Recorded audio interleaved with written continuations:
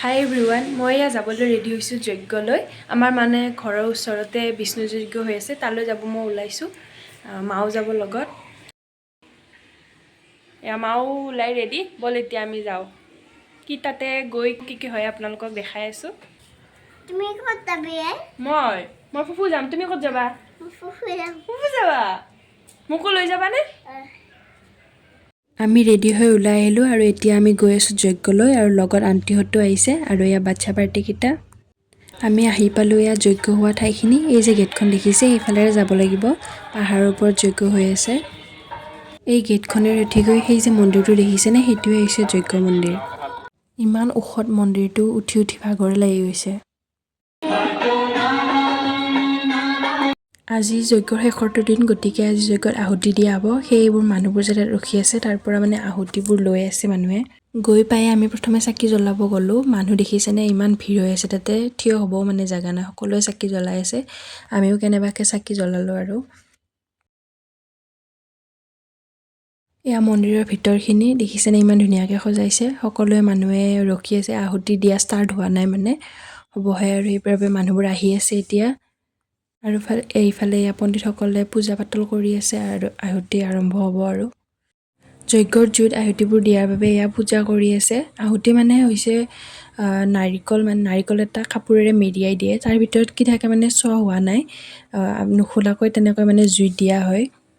প্ৰথমতে সেইটো পূজা কৰি লয় আহুতিটো, তাৰপিছত মানে যজ্ঞৰ জুইত দি দিয়া হয়।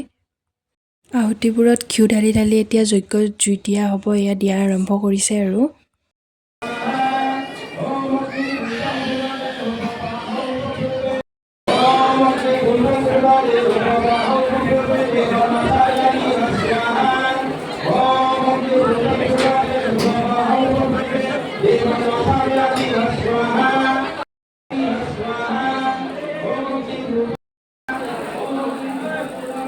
কিমান মানুহ দেখিছেনে, সকলোৱে ৰৈ আছে আহুতি দিবলৈ, ভগৱানৰ ওচৰত সেৱা জনাবলৈ।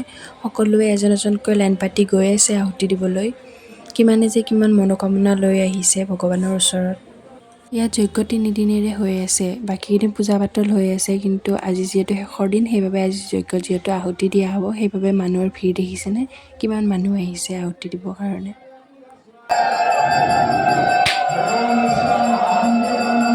আহুতি দিয়া শেষ হোৱাৰ পিছত এয়া শান্তি পানী ছিটালে, তাৰপিছত ফুট দিলে আৰু এতিয়া এয়া দি আছে পটজল।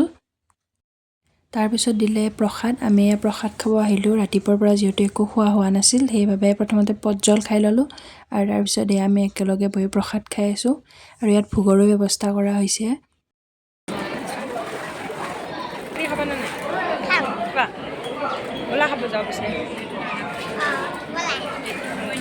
তাৰপিছত আমি আহিলোঁ ইয়ালৈ। ইয়াত ভোগ দিয়াৰ ব্যৱস্থা কৰা হৈছে। সকলোৱে লাইন পাতি আছে, ৰখি আছে খাব যাবলৈ।